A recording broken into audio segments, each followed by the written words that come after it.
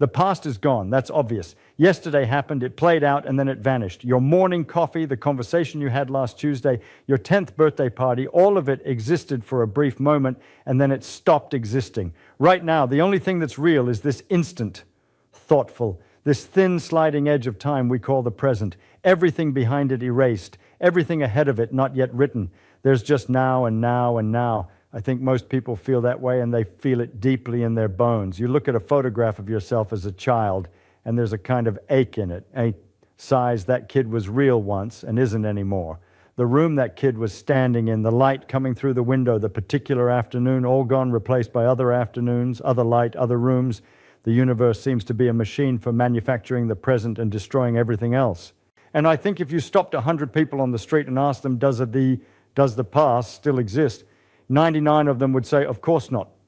What kind of question is that? The 100th might be a physicist, and she'd give you a very different answer, because what most people never hear about and then brush aside because it sounds too strange to be true is this: there is very strong evidence from tested and verified physics, the same physics that runs your radio and your wristwatch and the satellites in orbit, that the past has not vanished, that it's still there, all of it. I don't mean there in some fuzzy spiritual sense. I mean it the way I'd mean Paris is still there, even though I'm not in Paris right now. The past exists. It occupies a real location in the structure of the universe, and the physics that forces us to this conclusion is not exotic or controversial.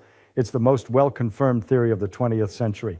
Let me show you how this goes, because it's one of the strangest consequences of a theory you've probably heard of, but maybe never followed all the way to its logical end. Start with something everybody agrees on. You and I are standing in a field. I clap my hands. You hear the clap? We both agree. The clap happened. We agree on when it happened. We agree on where it happened. If somebody across the field also saw me clap, all three of us will file the same report. He clapped his hands at such and such a time. No controversy. That's because we're all standing still relative to each other. And we're close together under those conditions. Time behaves itself. It does what you expect. The trouble starts when things move. And I don't mean the kind of moving you're used to.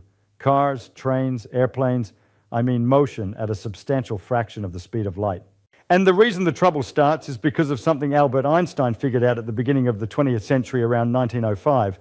Einstein was 26 years old, working as a patent clear in Bern, Switzerland.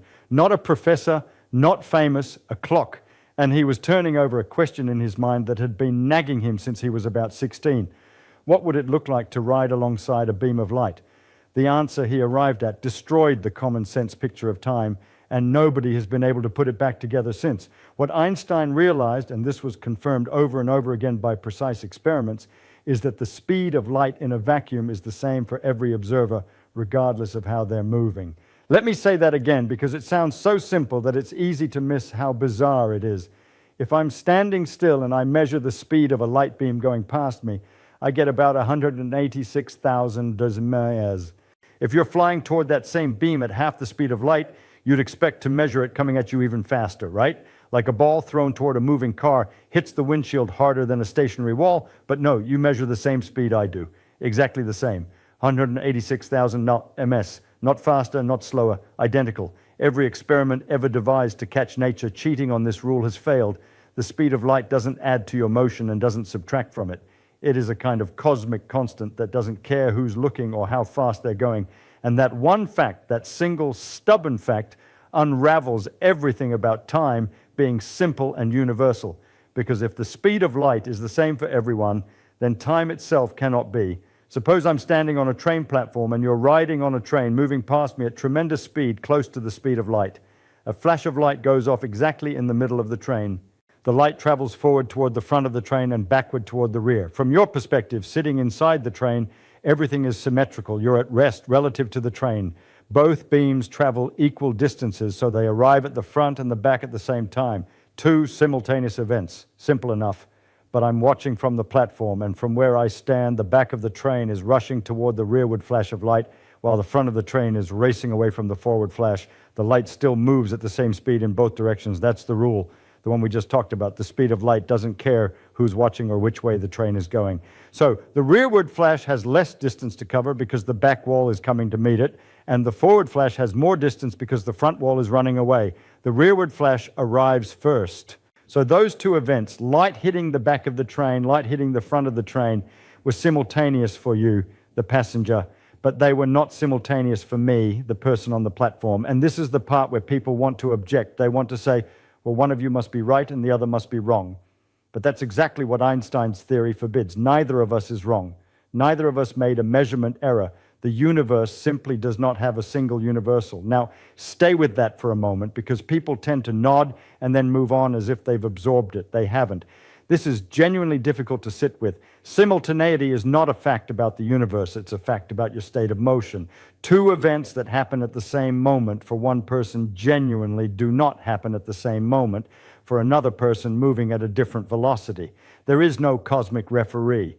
There is no master clock ticking away behind the scenes that settles the argument. The argument has no settlement. Simultaneous is relative. That's not a slogan. It's a consequence of the geometry of the universe confirmed by every precision experiment we've ever devised. So what does this have to do with the past? Everything. Because if you and I can't agree on what's happening right now at a distant location, something very unsettling follows. Let me give you a picture that makes this vivid. Imagine two people walking past each other on a sidewalk. One is strolling gently toward the Andromeda galaxy. That is the direction her body is moving. Happens to point roughly toward Andromeda. The other fellow is walking the opposite direction away from it. They pass each other. They're inches apart. By any reasonable standard, they share the same moment in time. They could reach out and shake hands. They're in the same place at the same time, but their planes of simultaneity, what each of them would call right now throughout the universe, are tilted differently because they're moving in different directions. And because Andromeda is so far away, about 2.5 million light years, even the tiny difference in their velocities, a few miles an hour, causes their definitions of now on Andromeda to differ enormously. For one of them, a certain event on Andromeda, say a council deciding whether to send a fleet of starships, hasn't happened yet. For the other, that decision was made days ago, maybe weeks ago. Both descriptions are equally real. Neither person has a better claim to the truth. They're both standing on the same sidewalk in the same city at the same moment by any local measure. Yet they disagree completely about what is happening right now on Andromeda. One says the decision is in the future, the other says it's in the past. And that's the crack in the wall. Because if something can be in the past for one person and in the future for another, and both are correct, then you cannot say the past doesn't exist. You can't say the future doesn't exist either. If the event is real for one observer and hasn't happened yet for another, the only consistent conclusion is that the event exists. Period. Not just when it's now for someone, always. This is where it gets serious, because once you accept the relativity of simultaneity, and you must accept it, the experiments demanded, you are pulled almost against your will toward a picture of the universe that a mathematician named Hermann Manowski described back in 1908. Manowski had been one of Einstein's professors at the Polytechnic in Zurich, and when he saw what his former student had done, he took the mathematics and pushed it further. He said something very bold. He said, space by itself and time by itself are doomed to fade away into mere shadows. Only a union of the two preserves an independent reality. That's a dramatic thing for a mathematician to say. But he meant it literally. What Manowski proposed and what the mathematics supports with extraordinary precision is that the universe is not a three-dimensional stage on which events happen moment by moment like actors performing on a theater floor. The universe is a four-dimensional block, 3 dimensions of space and 1 of time, all woven together into a single fabric called space-time. And in this block, nothing moves, nothing flows, nothing ticks forward. Everything that has ever happened and everything that ever will happen is already there. Your birth is there. Your death is there. The moment you first rode a bicycle is there. The last breath you'll ever take is there. All of it exists the way an entire novel exists on a shelf. Even when nobody's reading it, the story doesn't appear one page at a time. All the pages are already bound together. This is not speculation. This is what falls out of the mathematics when you take special relativity seriously and don't flinch. The equations don't distinguish between past, present, and future. They have no variable for now. Time is a coordinate like latitude or longitude. Your position in time is just as real as your position in space and just as persistent. The year 1912 is a location in space-time the same way Paris is a location in space. It doesn't stop existing just because you're not there. That doesn't mean you can go visit your past the way you drive to another city. The structure of space-time doesn't allow that, at least not in any way we understand. You're stuck experiencing events along your particular path through the block, what physicists call your world line. And your experience of now sliding forward is just the way conscious beings seem to process their journey through this four-dimensional structure. The block doesn't care about your sense of flow. The block just is. Think of it like a loaf of bread. The whole loaf exists right now all at once. You can slice it at any angle, slice it horizontally, you get one cross-section. Tilt the knife, you get a different cross-section. Each observer, depending on their velocity, slices the four-dimensional loaf at a slightly different angle. That slice is there now, their personal present moment, but the bread is all there, every crumb of it. You tilting the knife one way doesn't make half the loaf disappear. The person next to you tilts theirs a different way and gets a different now, and they're just as correct as you are. The loaf doesn't care, it just sits there complete, containing all of time. Some people find this comforting, the idea that nothing is truly lost, that some people find it terrifying because it seems to imply that the future is already written, already fixed, already sitting there in the block waiting for you to arrive at it. That question about free will is a deep one, and I won't pretend to have the answer. What I will say is that the block universe doesn't necessarily mean you have no choices. It means whatever choices you make are part of the structure. They're woven into it. You experience the choosing in real time, even if the result already has its place in the four-dimensional whole. Whether that counts as free will depend on what you mean by the phrase. And people have been arguing about that since long before Einstein. And I want to be careful here because I know what some of you are thinking. You're thinking, well, that's just one interpretation. Maybe there's another way to read the physics. And you're partly right. In the philosophy of physics, there is a long-running argument between people who hold this view called eternalism or the block universe view and people who hold a view called presentism, which says only the present moment is real. But, and this is a big but, the presentists have a very difficult time making their view consistent with special relativity. They have to add extra machinery, hidden preferred reference frames, things we've never detected to make it work.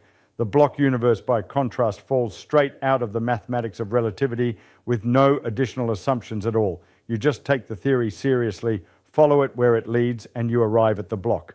Einstein himself seemed to accept this. When his lifelong friend Michele Besso died in 1955, Einstein wrote a letter to Besso's family. And in that letter, he said something haunting. He said that the distinction between past, present, and future is only a stubbornly persistent illusion. He wasn't being poetic, he was being precise, he was telling them what the physics says, and he himself died just weeks later. So let me pull this together. We started with the most obvious thing in the world. The past is gone, only now is real. Then we found that the speed of light being constant for all observers forces us to accept that simultaneity is relative.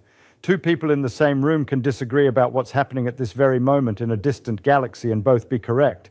That means now is not a universal fact about the universe, it's personal. It depends on how you're moving. Right, Pivot?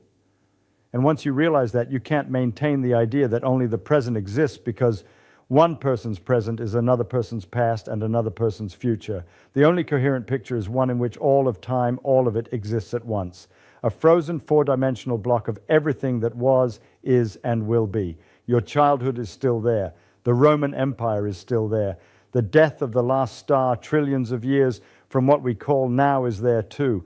We can't reach any of it. We can't change any of it. But it hasn't vanished. The physics won't let it vanish. I know there are people who push back on this. They say that's just the math. The math doesn't tell you what's real. And look, I respect that argument. I'm a physicist, not a philosopher. I deal with what the equations say and what the experiments show. But I'll tell you this. Every time in the history of physics that someone said the math works, but it doesn't mean anything real, they turned out to be wrong. The math was trying to tell them something. Atoms were real. Electromagnetic waves were real. Curved space-time was real. The math was not lying. So when the math tells you that the past still exists, maybe, just maybe, you should listen. I want to leave you with one thought. When you remember something, a face, a voice, a day that mattered, you tend to think of it as a ghost, a fading copy of something that was once real but isn't anymore. You think the memory is all that's left, but if the block universe is right, the memory is not a copy. The memory is a signpost. It's pointing at something that is still there, still just as real as the moment you lived it, just located somewhere else in the structure of things. Whether that makes you feel better or worse, I think says more about you than it does about physics. But either way, it's true, or at least it's as true as anything we know. Think about that. What moment from your past would change the most for you if you really believed it still exists somewhere?